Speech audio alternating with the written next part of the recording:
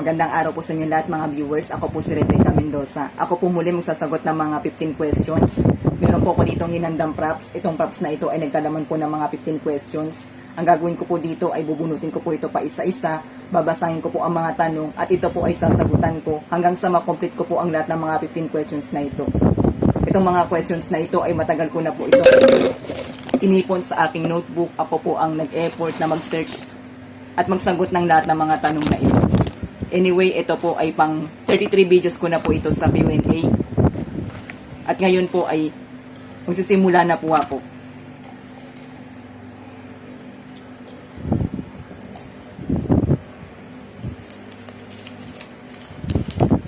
What is the greatest love of all? The greatest love of all is when you learn to love yourself. Because when you learn to love yourself, you also learn to love others.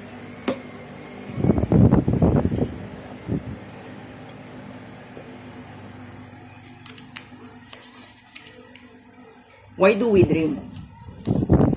The reason why we dream because we want to have a better life and a better future.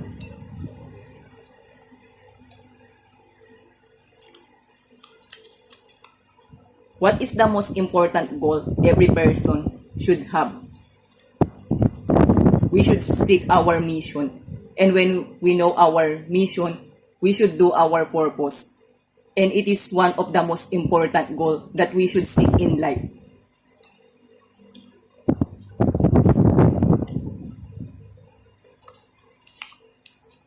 What is the best way for a person to attain happiness?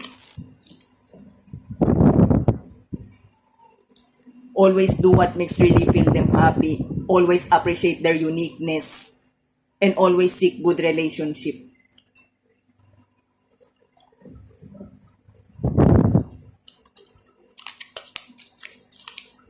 What is self-love? Self-love means you appreciate yourself. You earn respect to yourself. You value your integrity. You fill your heart of good virtue. And when you take care of your health as well.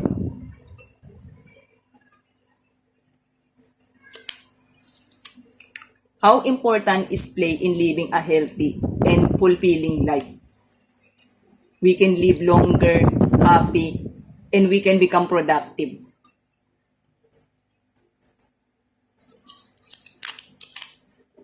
Does awareness of consciousness have benefits? Yes, because if we have awareness of consciousness, we better know ourselves. And when we know ourselves, we can change for the better. So it helps us to improve, to change ourselves for the better.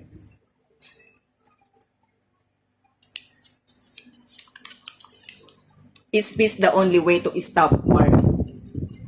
Peace without true reconciliation and true forgiveness can stop war. If it is stopped, it will happen again. So the only way to stop war is we should stop to feel hatred. Stop to do such evil action. Instead, always think to do good for others. At laging pairalin sa puso ang pag-ibig.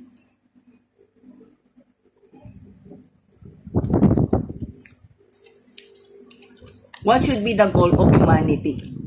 To be kind, to have unity, and to show love to one another.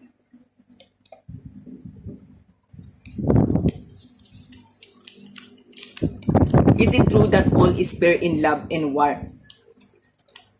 I believe that we should first prioritize the well-being and safetyness of the people, especially the children, because it is most important. And it is not fair that we should fight in aggressive way. Lalo na kung idadamay natin ang mga inosenteng tao.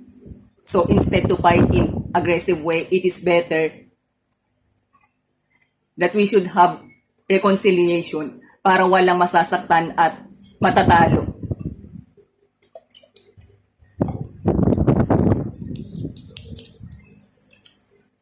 Why do we do things we do not like to do? There are 3 reasons. First, we need to survive in life. Second, sometimes we need to sacrifice. And the last is we need to choose to do what is right kahit mahirap at masakit.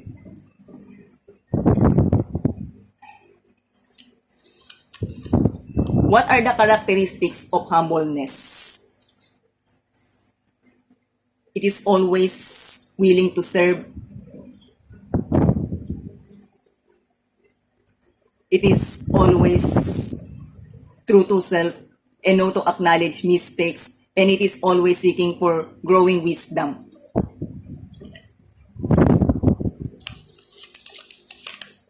What is the right age for getting married? It is not exactly measured to our age, but it is most important that we finish our study, we have a stable job, and most we are matured enough, and it is the right time to get married.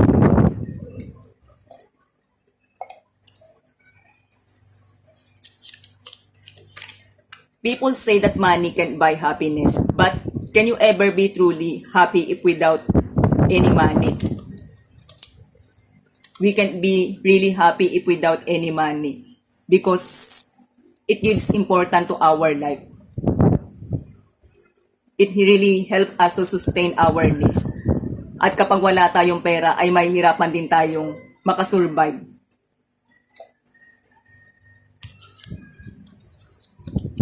What is true friendship? True friendship means it is shows kind to each other, it is loyal to each other at nagpapaalahanan sa isa't isa.